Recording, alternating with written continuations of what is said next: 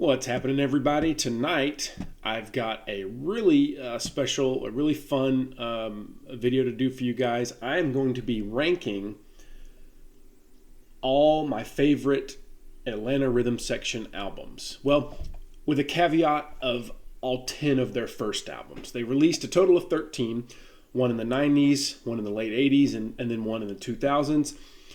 I don't own those. They're not as well known as the first 10. I own actually the first 10 on vinyl. Well, actually 9. One I'm just going to show the picture, but I'm going to review my favorite 10 ARS albums because that's the ones I'm familiar with. That's the ones I own. They're the most well known. So just the first 10. They're the most popular. They're the best in my opinion. Those later albums are just not as good. The band just really wasn't in it.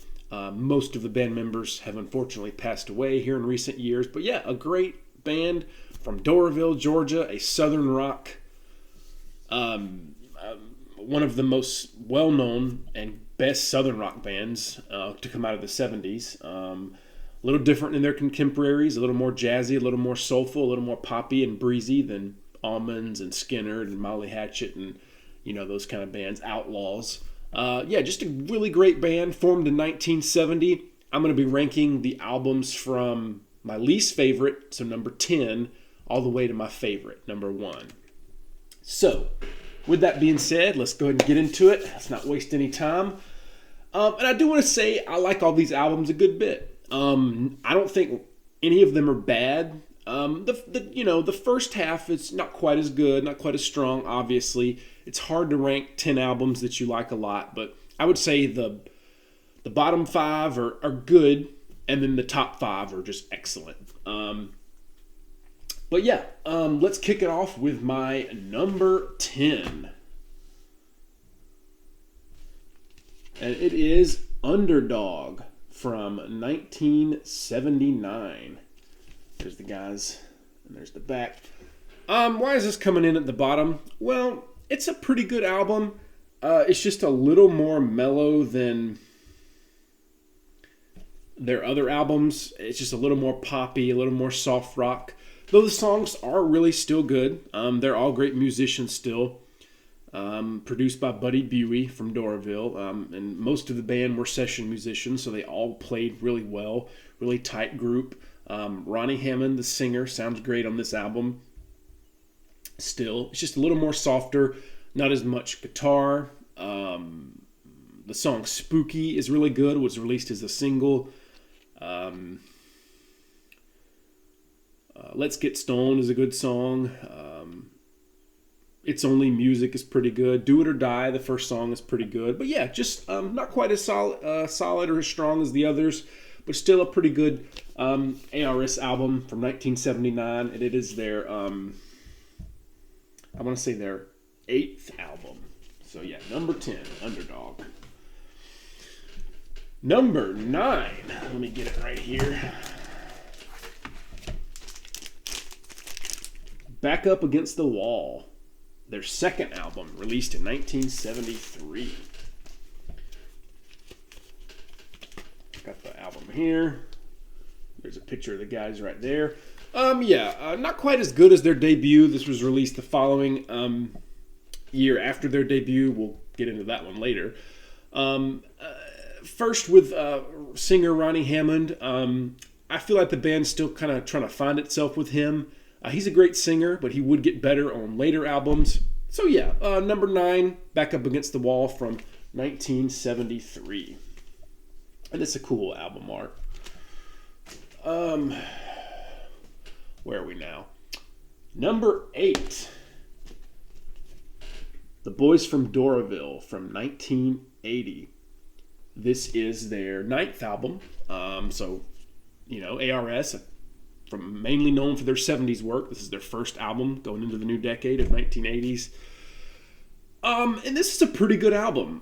Cocaine Charlie, the first song, is really good. Kind of talks about Atlanta and Sandy Springs and kind of the geographic location of where the band's from. I'm from Georgia, so it's kind of cool hearing that.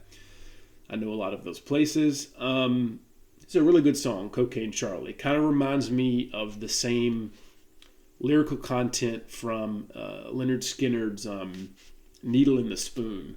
A lot of Southern rock bands kind of had those cautionary tales about drug use, and ARS did the same. So yeah, I think a lot of Southern rock bands kind of took that Skinner framework from Needle in the Spoon and kind of ran with it.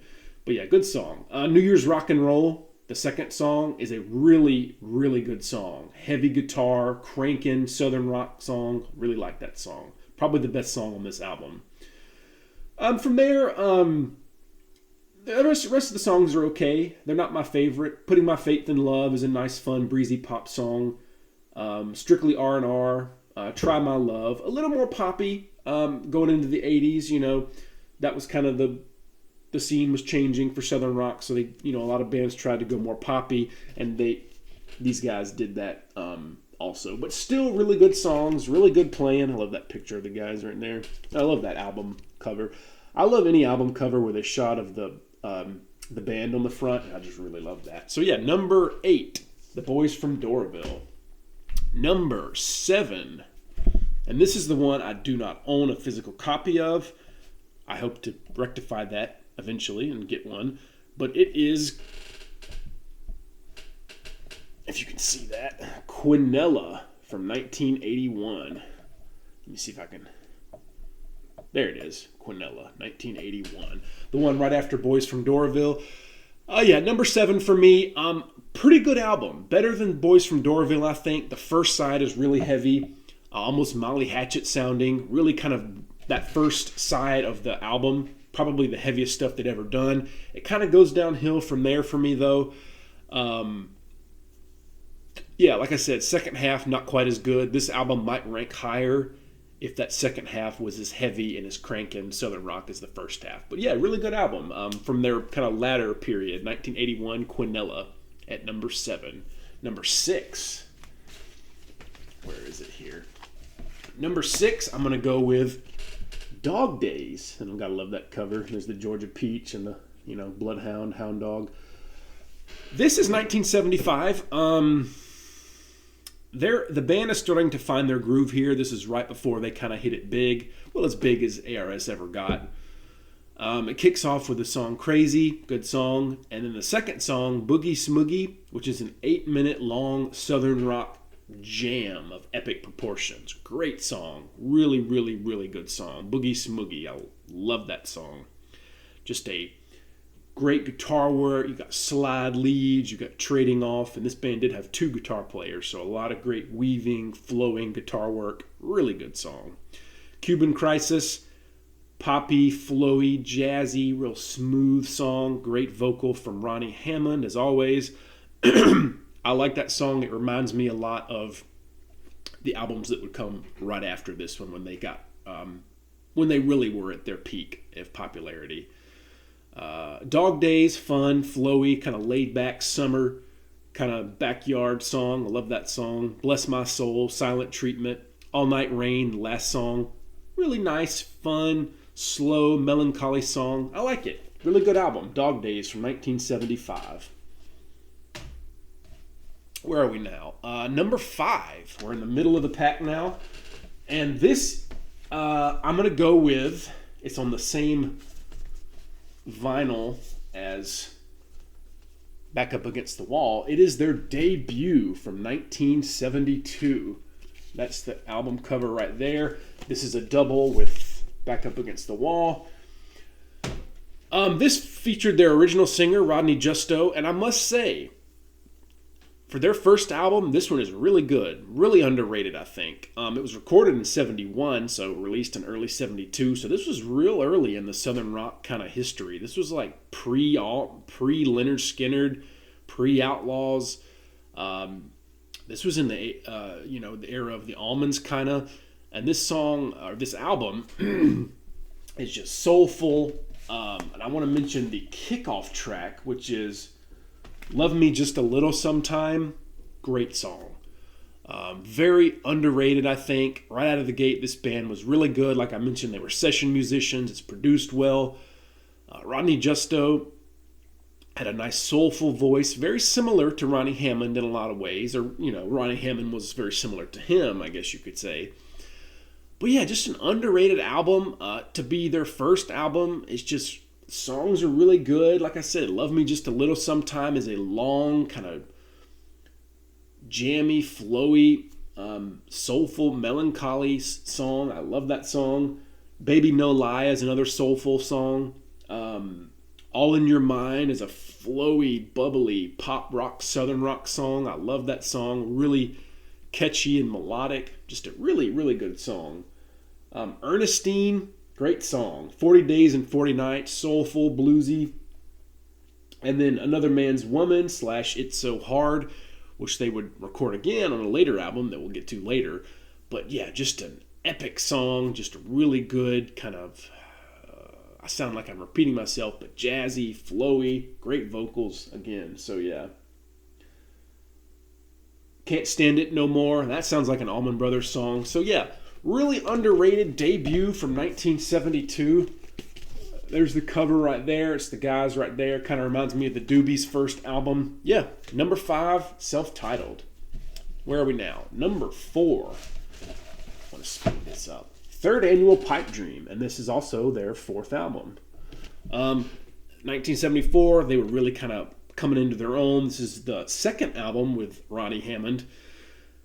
Kicks off with Doraville. Great anthem for them, all about where they came from in Doraville, Georgia. Jesus Hearted People, that's a fun, soulful, kind of bluesy song. Close the Door is a really good song. Really, Blues in Maud's Flat is a great bluesy, funky, jazzy, swampy song with some great slide guitar from Bailey and Cobb, Barry Bailey and J.R. Cobb, the guitar players. Join the Race, which is the last song on side 1, is a heavy, raging, guitar-driven southern rock song. That's probably the heaviest song they did to that point. I love that song. Very underrated. Side 2, Angel, What in the World's Come Over Us? Great flowy pop song with a great chorus. The War is Over, kind of about the Vietnam War, who you gonna run to end it. Really underrated album, I think. Number 7, or not number 7, number 4, their 4th album from 1974, Third Annual Pipe Dream. Number 3 now. Now these next 3 are their best albums in my opinion, and it's hard to rank them. You could change up the ranking, or even I could, depending on when you ask me or what day it is. But I think how I'm having them now is how I feel about them. So I'm going to go with number 3, a rock and roll alternative from 1976. I love that live shot of the guys.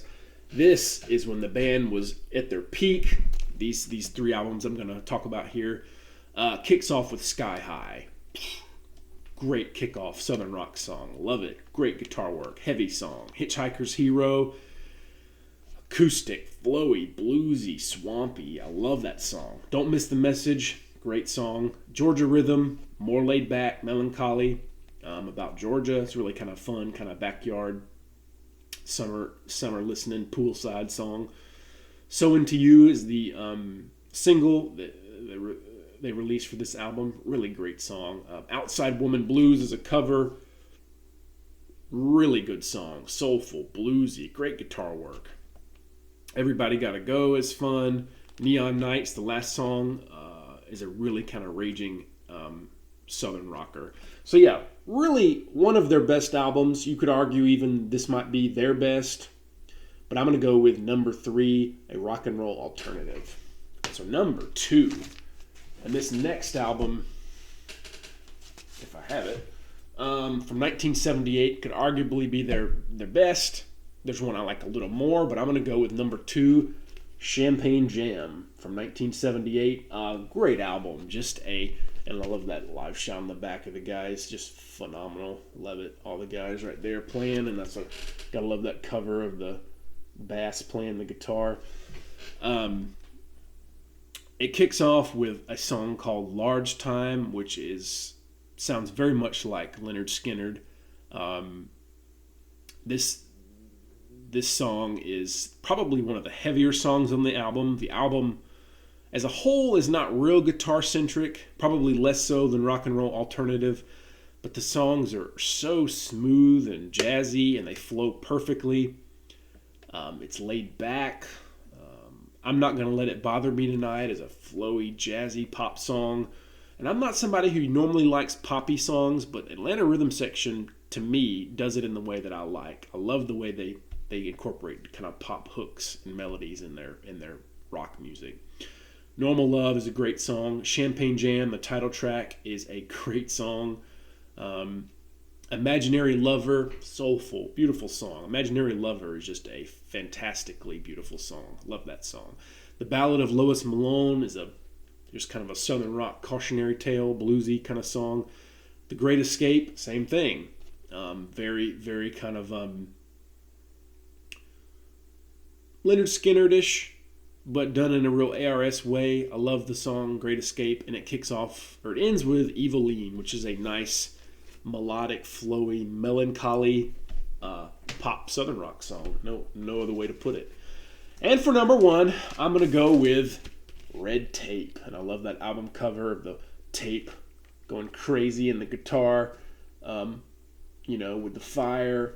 It really kind of symbolizes what this album is, and it is a heavy album for Atlanta Rhythm Section standards. I think this is their best album. It's their shortest album. It's all filler, no killer. Every song is great. This was also released in 1976, earlier in the year, a rock and roll alternative, and this one both released that year. Let me get the right track listing on this. It kicks off with a song called Jukin', which is a great cranking, guitar-driven southern rock song. Mixed Emotions is a great, hooky, melodic, flowy southern rock song. Shanghaied, great guitar work in that. That guitar hook in that is so catchy. Shanghaied is a great song. Police Police is a fun, rousing southern rock song. Beautiful Dreamer is melancholy, soulful, just a great vocal from Ronnie Hammond. What a singer he was. Oh, What a Feeling, great song. Great song, Oh, What a Feeling. And then Free Spirit, what a beautiful vocal delivery from Ronnie. What a great chorus, what a great flow that song has. And then the last song, only seven songs on this album. It's very concise. There's no wasted moments on this album. That's why I rank it number one. Another Man's Woman, which is redone from the first album, but just cranked up a notch. It's like an 8-minute long epic with crazy guitar work. You've got a bass solo. You got a slide guitar solo. Another Man's Woman on this album is just really good. I love it. There's a picture of the guys looking really cool. There they are right there. Love it. Yeah, number one, Red Tape. Favorite Atlanta Rhythm Section album. So yeah, that's my ranking of the first 10 ARS albums. Let me know how you would rank them. Let me know if you like them, and if not, I recommend them highly. Choose any of those albums. I would recommend the top 5 that I mentioned, probably, especially the last 3, top 3. Those are their best albums: Champagne Jam, Red Tape, and Rock and Roll Alternative. Those are the 3 best. So yeah, can't go wrong with any of those. Thank you for watching this album ranking. I had a lot of fun doing it. I hope to do more. And yeah, stay tuned. Hopefully there'll be more.